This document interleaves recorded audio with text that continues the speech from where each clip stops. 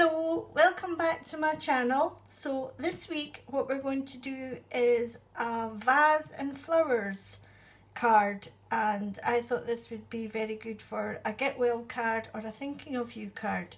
So let's get started. So first of all, we need to make a vase.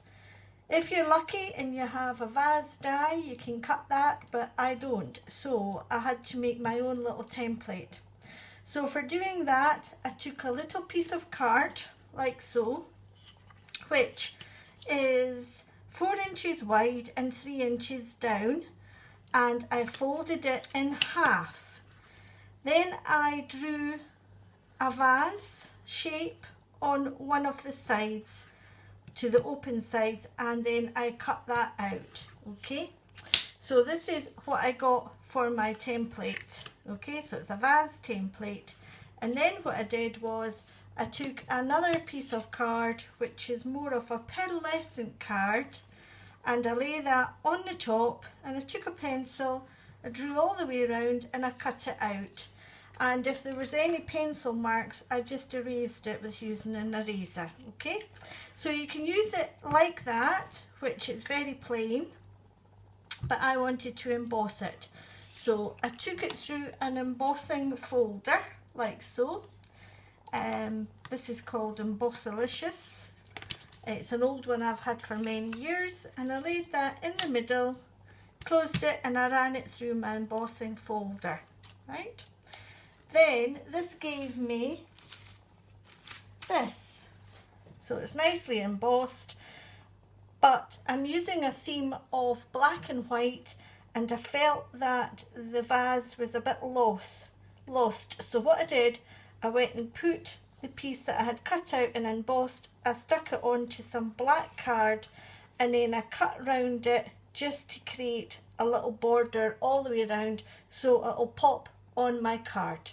So that's my vase, okay, and I'm happy with that. Freehand drawing, I'm happy. So I'm going to take a 6x6 folded blank card. Okay, and then I'm going to take a piece of card that is slightly smaller, and what I've done is I've used the middle of this for another project, and I didn't want to waste it, so I thought I can use that for matting and layering. So I'm going to stick this down on top of my card, and I'm just using my glue, and this is the tacky glue that comes in the red and the white squeezy bottle, which I think is really a good glue for sticking things down like this. It's a wet glue, so you don't want an awful lot of wet glue going onto your card, because sometimes that can warp it, but that's why it's good if you have one of these little bottles. You can decant it in and you're only using the little drop that you actually need. So I'm just going to stick this on centrally into the middle of my card like so, and make sure it's all down, and for that I can use my bone folder just to run over to make sure that all the edges are sticking down to the card. Okay, nothing's lifting. Okay, so from there I took a pretty piece of cardstock, and I cut that out using a nesting die, which has got a little stitched edge and all the way around, and I don't know if you'll be able to see that, but it really gives a really nice finish. Okay, and I'm going to pop that down on the top. So having the white card and having the black piece in between the pattern, it really makes the pattern card pop.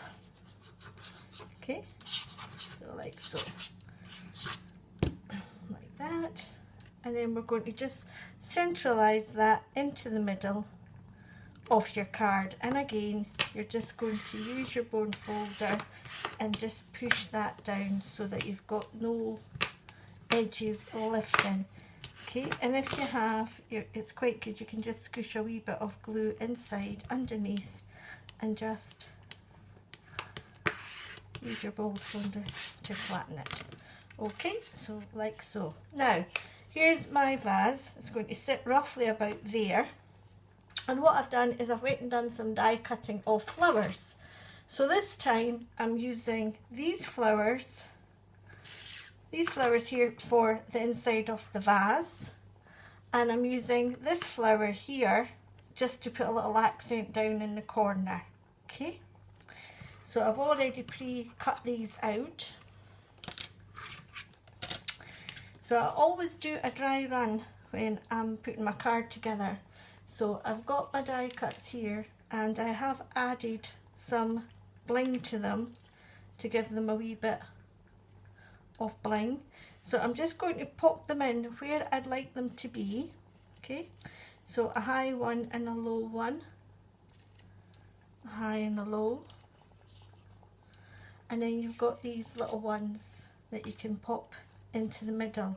What I would say, if you're doing the vase or you're doing flowers that's got stems on it, just make sure that your stems do not come out past the vase, because that wouldn't be realistic, because all your stems would be running inside the top of the vase. Okay, so I'm just going to have that, and that is 5, so that's quite good. And then I'm going to stick this down. Okay, so I'm going to shape the vase round onto my fingers like so, give it a curvature like that, and I'm going to use double-sided sticky pads. So that's why I didn't put my matting and layering on double-sided sticky pads, because I was going to use it on the vase. Okay, and I'm going to stick 2 on the vase down the middle. Okay, so that one, okay, and another one on the top like so. Okay, because I want to give it a wee bit of a lift. Right. So that's going to go like so in a nice dome shape like that. Okay, just pop that down. Then for these here, I'm just going to use my glue, and I'm going to put that inside, put it on both sides. So I'm going to start with the middle one first and pop that down inside, and then I'm going to do my 2 sides. Okay, and just try and get it in a nice even shape. Okay, like so.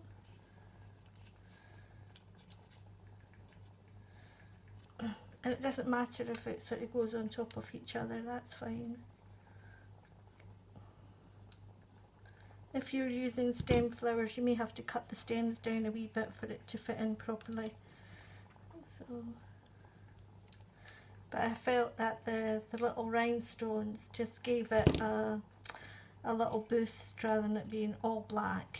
At least the little rhinestones are shining a little bit and giving it a lift.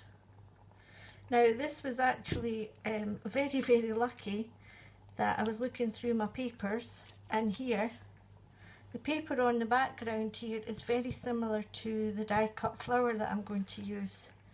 So the die cut flower is this one here, and it comes in 1, 2, 3, 4 different pieces.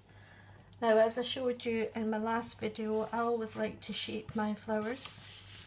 So using a flower shaping mat and a large embossing tool, all I'm going to do is I'm going to shape the middle like so. I'm going to take the ends and just pop them back with my fingers, and the heat of my hands will pop them back, okay, like so. And then the next size down, just go into the middle and shape, okay, and put a wee bit of the glue on the back, just like that, and then pop that down, offsetting these little petal prong things. And then the third size, this is a very easy flower to put together, and also it would have a dual purpose, because these here, if you cut 2 or 3, you could put them in the middle of a red flower and it would make it look like a poppy. So it's quite a versatile little flower, this one. And the last little one, and this would be good for doing little stamens as well, because if you had little sharp scissors, you could cut up into the middle and make little stamens with the little tiny ones. So this is a nice little die to have that could go in conjunction with your other flower dies, like so. and then you would just pop that aside until it dries. Okay, so I have got one here that I have done. It's flattened out a wee bit, so I'm just going to just fluff up the insides a wee bit, and I've went and put some little rhinestones all the way around on these little balls at the end, just to give it a lift. The ones inside, they're a wee bit small, but you could actually put a little touch of glue on there, sparkle, a little bit of glitter on there you could do. Okay, so I'm going to use a wee bit of this double-sided sticky pad. I'm just going to cut it to size. I'm going to pop that on there, like so. Okay.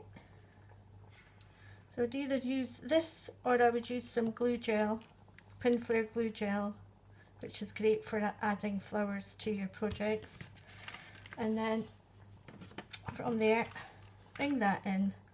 And I'm just going to seat that down in that corner there, making sure that it's actually not coming off the card, because you won't get it in your envelope. And then what I've cut is I've went and die cut 2 sentiments the same, which is get well soon, get well soon.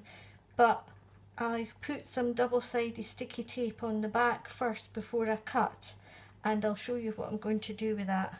I'm getting so used to doing this, and I feel that your sentiments actually just pop when you put them on your cards, rather than just having one level.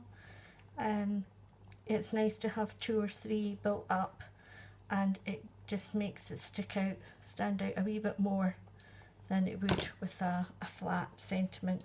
So just taking the backing off, you can get the backing like this. I get it in a roll, it's just double-sided sticky. And I do that to most of my sentiments now, when I remember to put it on the back, or any kind of intricate dies, I put that on the back, and it's easier for when you go to stick it down flat. So sometimes what I do is I use my poke tool, and I stick it to the poke tool like so, and then I offer it to where I want it to be. And here, before actual pressing it down, I can put that into situ where I want it to go. And then this one here, just taking the backing off like so, and popping that directly on the top of the first one. And as I say, I use my poke tool just to get it in alignment before I actually press it down. And that's the card, which is very easy and quick to do, but very effective, I think. Get well card. Quite a modern take on a get well card. The other one that I did was an easel card, but I haven't put any sentiment on, but your card would sit like this. Okay, so your vase of flowers would sit like that, sort of like, looks like if they're freestanding. I didn't put any jewels on this one because I felt that the weight would maybe bend that over, so I've just left it like that. And on the inside I would have my sentiment in here, and maybe some rhinestones along there, or a bow or something. You know, that's what I would do with that. So that's the video for this week. I hope you enjoy it, and look out all your flower dies and your flowers. Have a wee bash at making your own vase template, you know, just with folding a wee bit of card and cutting round, and just enjoy and have a play. Okay, bye bye just now.